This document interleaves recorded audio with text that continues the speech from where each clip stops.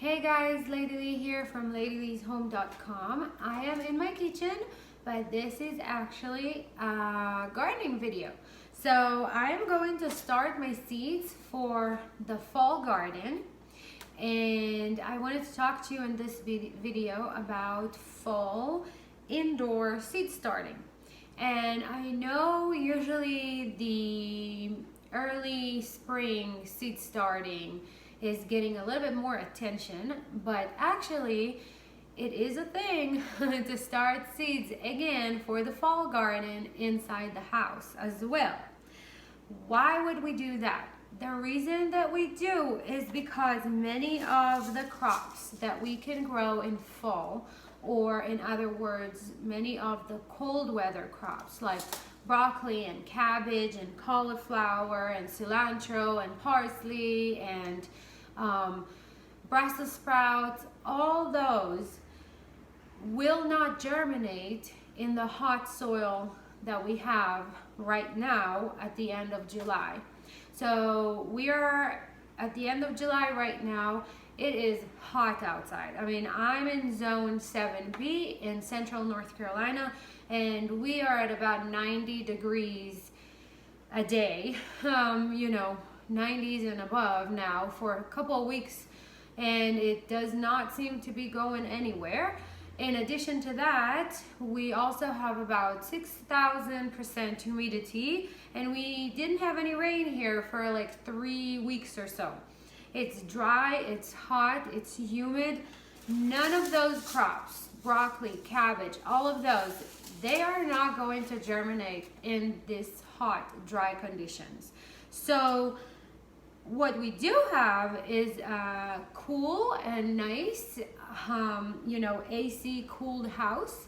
We have the seed starting unit that I did another video on, and I will link to it below, and you can go and see my setup. I have that ready to go, and my house is cool and nice, and these crops will germinate great in those conditions. So for me here in zone 7B, I start my fall seeds indoors, some of them, not all of them, but the ones that I do start inside, I start the second or third week of July, some of them even the last week of July.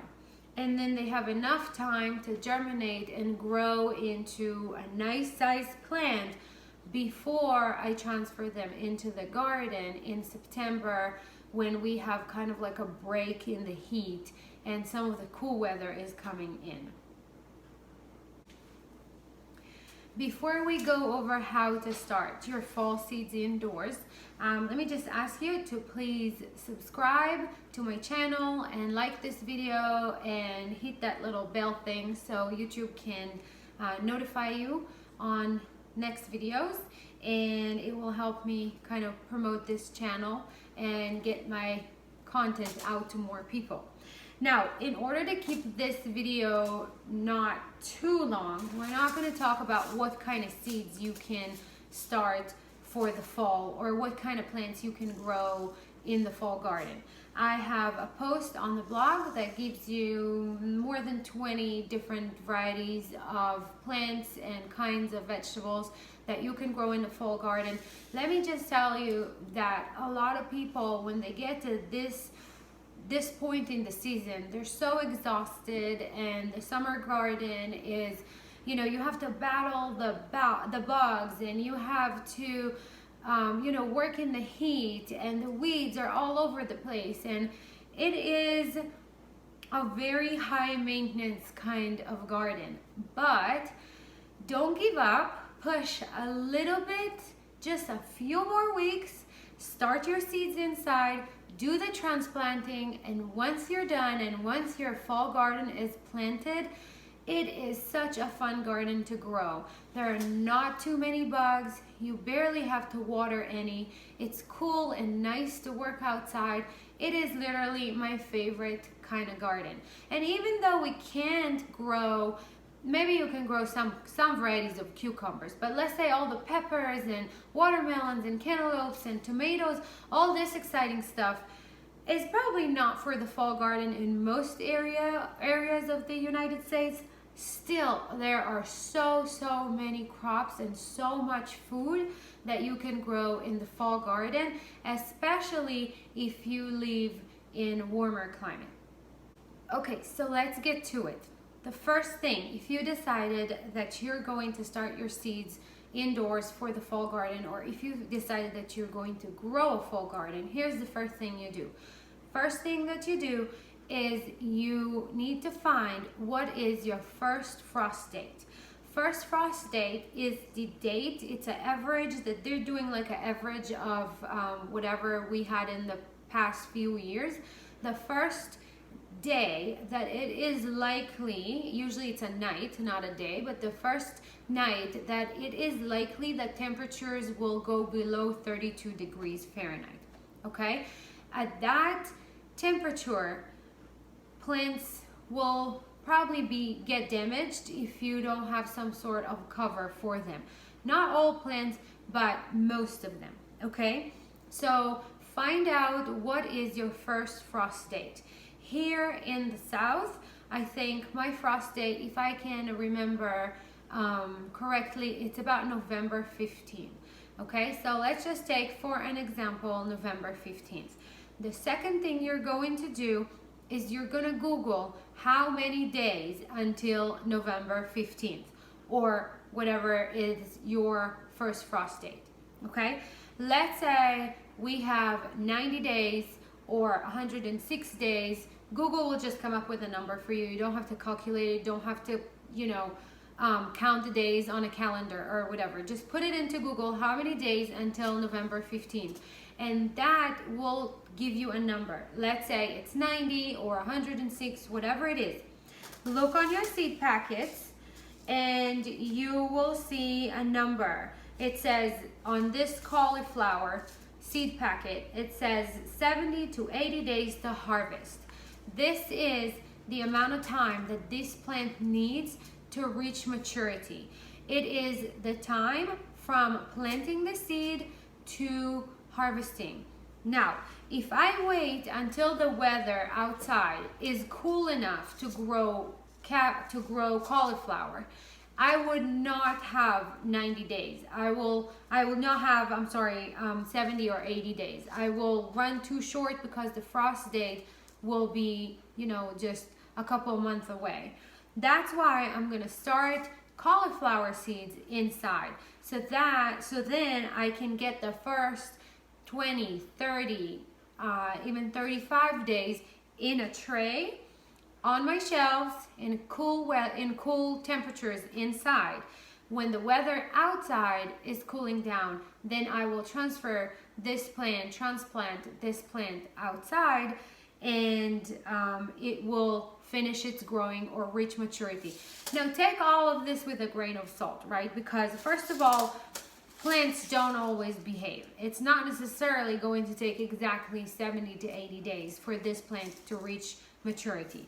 Second, you might be surprised. You might have frost a couple of weeks before. Nobody can control the weather.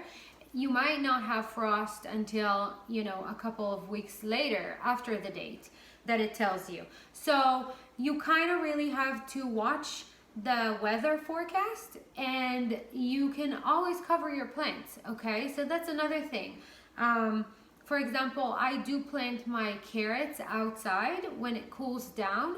They don't necessarily reach complete maturity by the time that the frost date hits, but I cover them with agriculture fabric. I make kind of like a greenhouse kind of thing over the garden bed, and that keeps it warm enough for the carrots to pretty much keep growing for a few more weeks and then last us through the whole winter.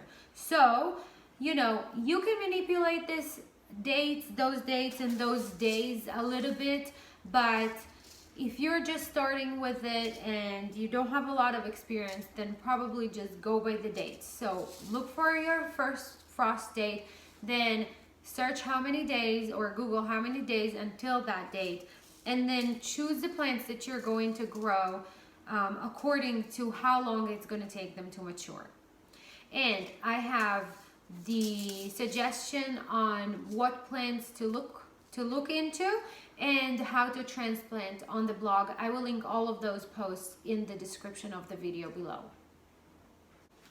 So now we calculated all that and we know what seeds we want to plant indoors, what we want to start indoors.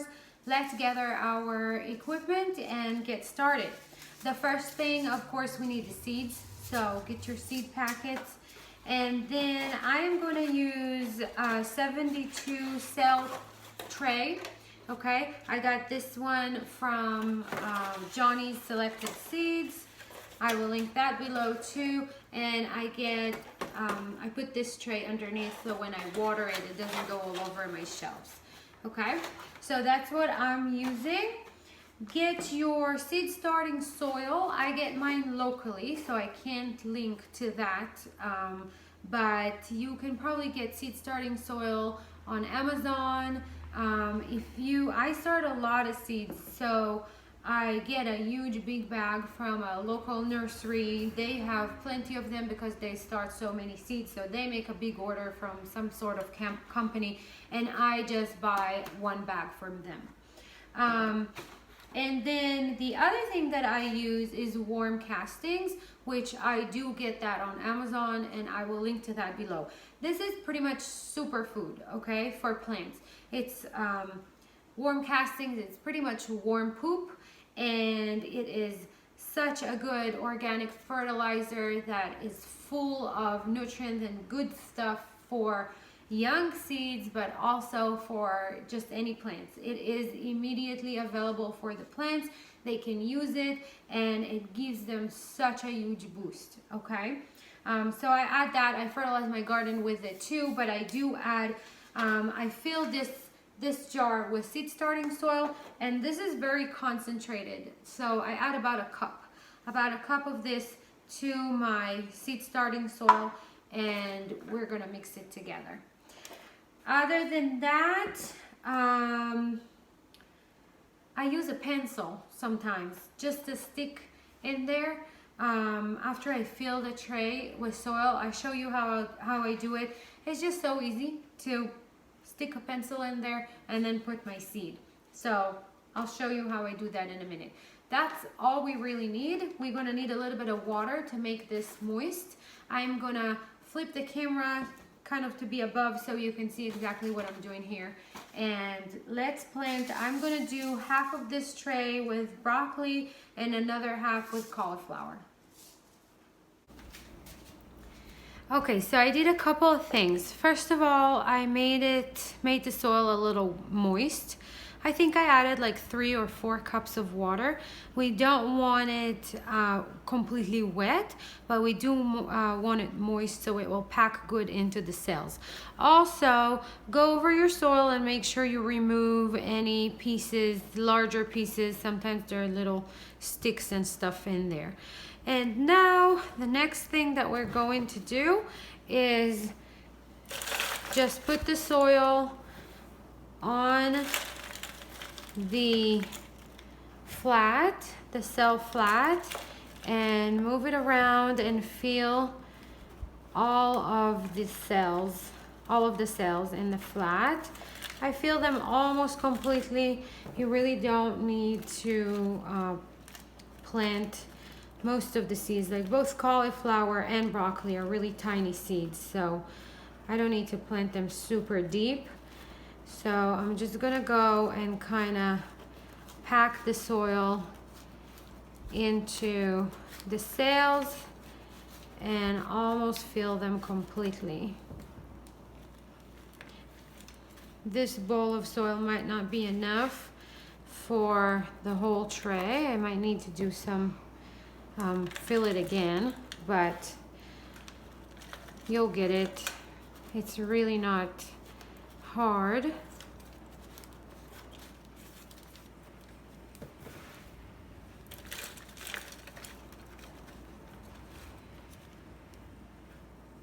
See, sometimes you get like little pieces of wood or whatever, so just make sure to remove them.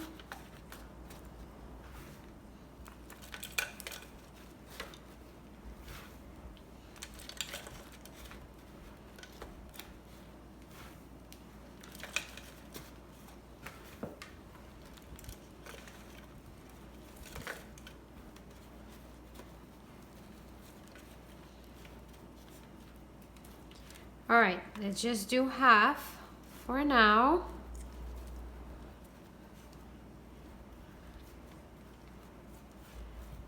All right, just like this. And next we're going to plant the seeds. All right, here's my trusty pencil trick. I just take a pencil, whatever pencil, and make a little hole in the middle of the cell. And that's where I'll drop the seeds.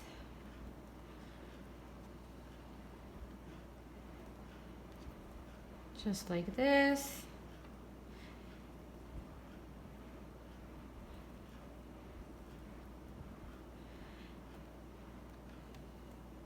All right, so I got my cauliflower. They are tiny seeds, and I'm gonna do 2 or 3 in each cell. They're new seeds, and I'm pretty sure I'll have a good germination rate here. But anyway, I always do 2 or 3 seeds, and then when they germinate, I let them grow for a week or 10 days, and then I'll clip with scissors let's say if all 3 seeds germinated, I will clip 2 and I'll leave just 1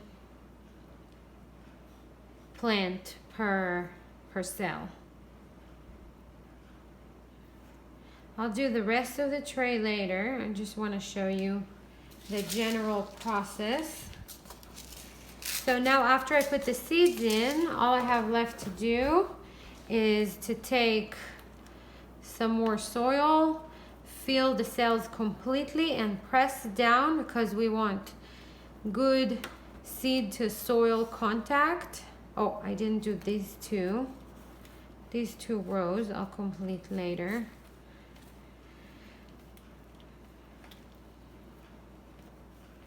All right, so just press it down to make sure it's all packed in there, and that when you water, you won't see all the soil kind of goes down and you have half a cell that is filled with soil. So just pack it good.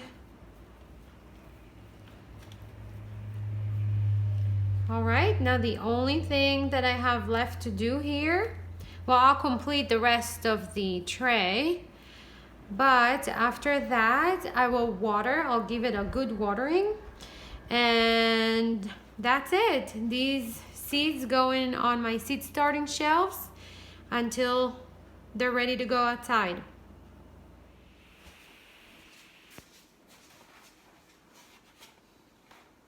So I hope that you can see that the planting is pretty simple. What takes a little bit of time is actually planning. So finding your first frost date and calculating the days and finding what kind of crops you want to grow. Those things that if you keep records of, you have that for next year. The date is not going to change by much. The same crops will need to be planted. You will have to start the same date indoors. If you keep a gardening journal and you kind of put all of this down in a notebook or some kind of like a note app on your phone or something like that, then you can refer to it next season and it's much easier. Then all you got to make sure you do is gather all of your stuff and plant. Okay, the one thing that is really important with the fall garden is not to miss that window of planting, because it's not like in the spring that we're heading to summer and the weather is just going to improve. In the fall, if we miss that planting time, then there's not much option for us to stretch it too much. I mean, again, you can cover the plants and stuff like that, but it gets a little bit more complicated. So make sure you know ahead of time what you're going to do. Gather your stuff and gather your soil and the seed starting, all the seed starting equipment and the seeds, and make sure you start in the right time. Again, from year to year, you learn a little bit better what needs to be started inside in your area. And when the weather is cooling down, make sure you water those plants, those little seedlings, and when they are good size and healthy and the weather outside has cooled a little bit, then they're ready to go out into the garden. That's it, you guys. I hope that this video was helpful, and again, please subscribe to my channel and hit this notification button and like it and share it with others. And I hope that you'll have a beautiful and a fun fall garden, and share photos with me if you can, you know, on Facebook or Instagram if you can, and just tag me, and I would love to see your fall garden. And that's it. I will see you again in the next video. Bye.